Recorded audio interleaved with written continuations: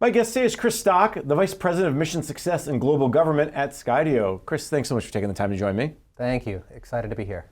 Now, we just heard from Quinn Palmer, the National Operations Director for Small Unmanned Aircraft Systems at the U.S. Customs and Border Protection, the Homeland Security Department. I enjoyed that conversation with him quite a bit. I'm going to ask you to talk a little bit about your takeaways from what we heard from Quinn over the last 45 minutes or so. What stood out to you? It's a fascinating discussion about drones and how CBP is using them. Yeah, I think it's similar to a similar narrative what we're seeing with all of our customers, not here domestically, but globally, which is a growing use and need for small UAS to solve a range of problems. That could be tactical ISR problems, that could be maintenance and inspection use cases, that just could be creating user awareness of their world around them or being able to respond rapidly to critical events. So I would say, CBP's journey of kind of starting with a small program and building it over time as they had more user demand and more use cases and need for use of drones and then saw them as a tool to solve problems on the ground is something we're seeing across a growing number of customers globally. The tactical side and the maintenance response side, let's start with tactical. We heard from Quinn about the tactical. They're using it, for instance, not to what they thought they would, which is to track down maybe migrants or people coming across the border, but actually to respond to that area. What are some of those tactical things you're seeing other government clients, or how are drones being used from a tactical perspective? Yeah, good question. So I think as we've seen a lot of these sensors with smartphones get better over time, you've seen kind of this move away from the use of larger ISR platforms of the past and exquisite sensors that were built into those, and providing that same capability in a smaller drone that's easier to get up in the air, easier to operate, and can be essentially in the air on demand in less than 30 seconds. So because of that, we're seeing a lot more users, as Quinn mentioned, being able to use these type of drones for organic ISR on demand, get a sensor up in the air, either respond to a critical event or provide critical information from the sensors that are on that drone. It's kind of crazy how quickly that you can get them up in the air. 30 seconds it's almost like you talk about launching airplanes from NORAD or something to respond. Now it's like you can just get the drone going and you have a pilot going. I think that's also the response side and the maintenance side. We heard Quinn also talk about this idea of towers, right? You can get the drone up and look at the tower before you send someone up there. It's a safety issue. Okay, what do I expect when I get up there? Is that the other kind of unexpected benefits that folks are, I could also use it for this type of thing? Is that also what you're seeing among other clients? Yeah, I think so. So when you look at some of the things that drones or robots are good for, it's dull, dirty, and dangerous things. So if we think about things that are dull, those are just boring routines that have to happen day over day. That could be a normal maintenance type use case. Dirty, and being in a hazmat type environment, or being able to look for information after a catastrophic event. That's something that you maybe don't want to send humans into initially. And then we look at dangerous, same type of scenario. You would rather have a robot or a drone go have eyes on that scenario before you put a human in harm's way. So we're seeing the same type of use case and things that Quinn talked about in his interview with a lot of our different customers, of looking at ways to either utilize drones in scenarios where humans, it's not best to put a human, or just creating efficiency with use of the platforms as well with day-to-day operations. I love that. Dull, dirty, and dangerous. We remember the show America's Dirtiest Jobs or something. Now can we have America's Dirtiest Drones? Is that coming up? You have that, guys? You have that planned? We don't have that planned. All right. Well, it's my idea. So if you want it, it's yours to take. One of the things when we talk about drones and we talk about the kind of dull, dirty, and dangerous is the workforce. You got to have the people to use the drones. You got to have people, the pilots to fly them. That's the tactical side. And then from the response and maintenance side, you're creating safety. So from a tactical side, let's talk about the workforce challenges a little bit. Why are these platforms becoming not maybe easier to use is the right word, would you say, or less complex? Yeah, I think they're becoming easier to use. So if you look, over the decade, I think we've built more autonomy, certainly with our platforms, of building the skills of an expert pilot, and really putting that into the brains of the drone. So now it's less training, it's less cognitive load.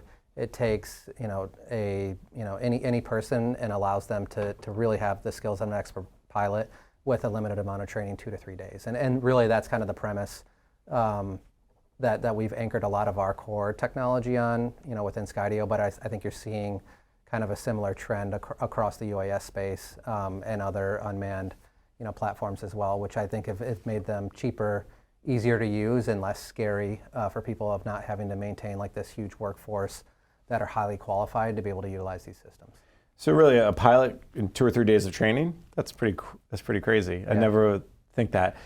What has changed to allow that over the last few years? What has changed is just building more smarts into the platform. So things that would require a lot of stick and rudder on a ground control station, we've tried to build those smarts and those behaviors into automated workflows, into different system behaviors, and then for our platform in particular, vision-based navigation, so that removes the fear of running into obstacles as you are flying. So we have advanced obstacle avoidance that we use in our platforms, which kind of reduces some of the fear for people, which is their number one concern when flying a drone is crashing or running into something, especially if it's something that's really expensive.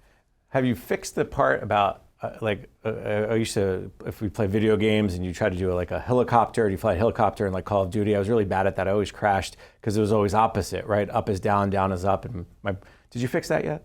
I wouldn't say there's an industry standard. Okay. We approach it in one way where it always works the same way on our platform, but sometimes people reverse the steps. I was never good at those first-person shoot 'em ups if I had to fly a helicopter. I just want to put that out there.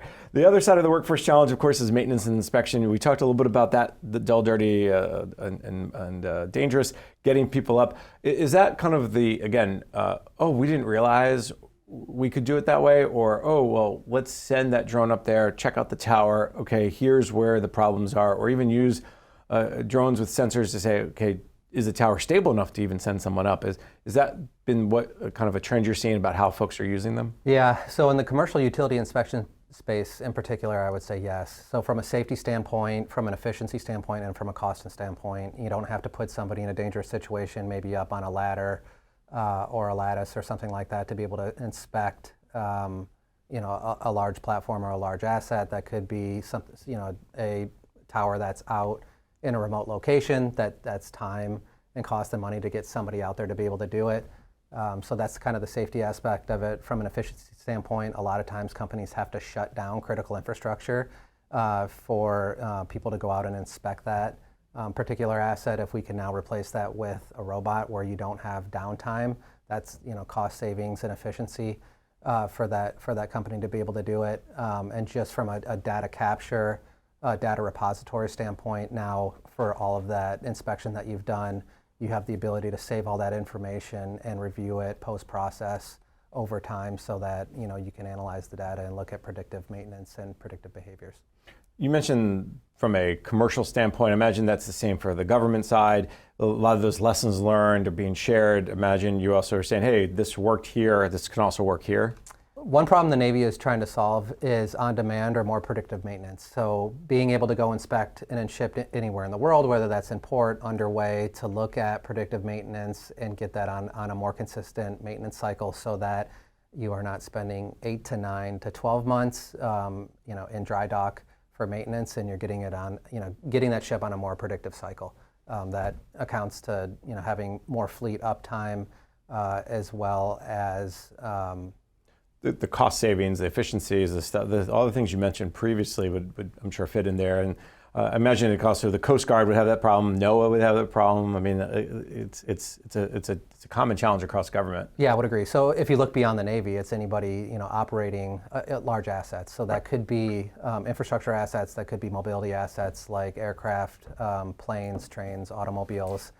Anything where you would want to do more regular inspections to look at predictive maintenance and assess the overall condition of that platform. And then the opposite is, I'm sure folks in the transportation world, like NTSB and places like that, are saying, "Oh, post an event, post a crash, post an accident, we could send in drones to really understand what's happening before we even send inspectors in, based on timing and safety issues." I think that's the other piece. You mentioned the dull, the dangerous. Make sure you know what you're getting into before you go in there. Yeah, I think you hit the nail on the head there. And there's military use cases, there's civilian use cases, but being able to immediately document a scene for damage assessment, battle damage assessment or post-incident assessment allows everybody to then go recreate that after the event and not having that information be stale. Or being bound to maybe physical notes that an inspector took on scene post-event. One of the things that I know I spoke with Quinn about, and I think is a big issue when it comes to drones, is that infrastructure. One of the things I was interested in is, where does 5G fit into this discussion? Are you seeing that the infrastructure can handle, whether, again, it's public cloud or private cloud or some sort of middle ground? And is 5G the next step? I just saw something the other day from the White House about 6G. I'm not even ready for that, by the way. Just let you know that. Yeah, so if we're talking drone to controller, that operates on a radio link. If we're talking now expanding distributed operations and being able to control drones in a tele operations type way, remote operations over long distances, then I think, yeah, we are seeing a trend towards using cloud applications. We have one in particular that we utilize for drone as a first responder, remote operations, where you can essentially task and control a drone, that's not co-located with you from anywhere in the world, from a console or a mission command center. So I think building more infrastructure around 5G cloud infrastructure and being able to really facilitate networked operations is really where we're going to see drones take off and scale in the future. And related to that, I think is important, is the cyber aspects, right? You don't want somebody to hack into your system, hack into your infrastructure and take control of your drones or do something and crash the drones. I imagine that's a big conversation you have with a lot of your clients, is the cyber privacy issues. It is. So we do robust penetration testing for our platforms to ensure that they're cyber hardened and meet specific security requirements, whether that's for customers like CBP or the Department of Defense with their Blue UAS program. So there's a pretty strict criteria of testing and security and compliance that we build in from the ground up within all of our platforms. And I would say that's a growing area of need and emphasis across the government for a wide variety of reasons.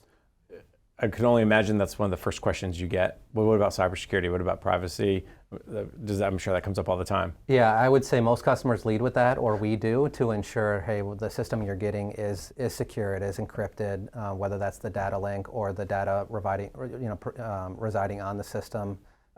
Their data is theirs. We don't keep it in the cloud. We don't store it, at least for our government customers. Our platforms are fully disconnected, and customers own their own data. We don't have access to it. So that's really, we've kind of tried to draw a moat around our system and allow the customer to kind of own that moat. I think that's always the key when we talk about new technology. We hear this all the time with artificial intelligence, how excited it is, but it always comes back to, well, what's the security of it? What's the privacy of my data? So it's good to hear you that's something obviously you are trying to get on the front end of it. One thing that you mentioned is this idea of how drones really are spurring a lot of innovation and creativity, as you talked about the Navy example, for instance, or anyone with large assets.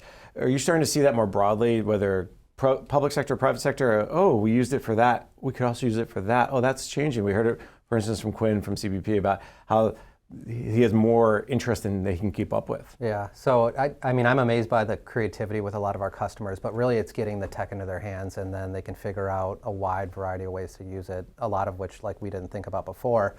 And then at times that drives maybe new product features or new capability we want to build into the platform based upon customer feedback. But I think the main thing is now that small drones are cheaper and easier to access, getting these tools in government customers' hands, they will figure out unique and new ways to either solve problems, create efficiency, or new ways to use the platforms. And in 2 or 3 days of training, as you said, you can be not an expert, but you can at least get started on it pretty quickly. You can be pretty close to an expert pilot. So a lot of times in our demos, what we'll do is we'll take the one person in the crowd who has no experience flying drones, and we will ask them to try to crash the drone, right? So when we talk about building the skills of an expert pilot, again, it's taking away that number one fear, which is crashing the drone, and then we try to build in a lot of automated workflows, mission commands, behaviors, quick, easy buttons that allows a user to be able to get a platform to do the things they want. Chris, I've enjoyed our conversation in the last minute or so we have together. You brought up one of the things that folks should consider. It's not as hard as you think it is. What are some of those other considerations as agencies say, well, could we use drones? Should we use drones? Is the drones in our future? Talk a little bit about what are some of those things they should keep in mind. Yeah, I mean, I would start with what are the problems I'm trying to solve? Where am I spending a lot of money? Where am I utilizing people where maybe I don't need to? And really look at my entire problem space and figure out, where I could potentially use this type of technology. And then as you build your program, start it small. I think we've had a lot of customers who have done that. They have started with procuring 2, 3, 4, 5 drones and figuring out, what their training pipeline looks like, how they build out that training, how they're going to sustain the platforms, which individuals are going to use them within the organization. And then I think that allows you, if you start small, the ability to kind of scale your program based upon your use case. So it's a very common when it comes to any new technology. What are you trying to solve for? And that's where it starts with. So great advice. Unfortunately, we are out of time. So let me thank my guest. Chris Stock is the Vice President of Mission Success and Global Government at Skydio. Chris, thanks so much. Thank you. I'm Jason Miller, and you're listening to Ask the CIO on Federal News Network. For more on this discussion, visit federalnewsnetwork.com and search Ask the CIO.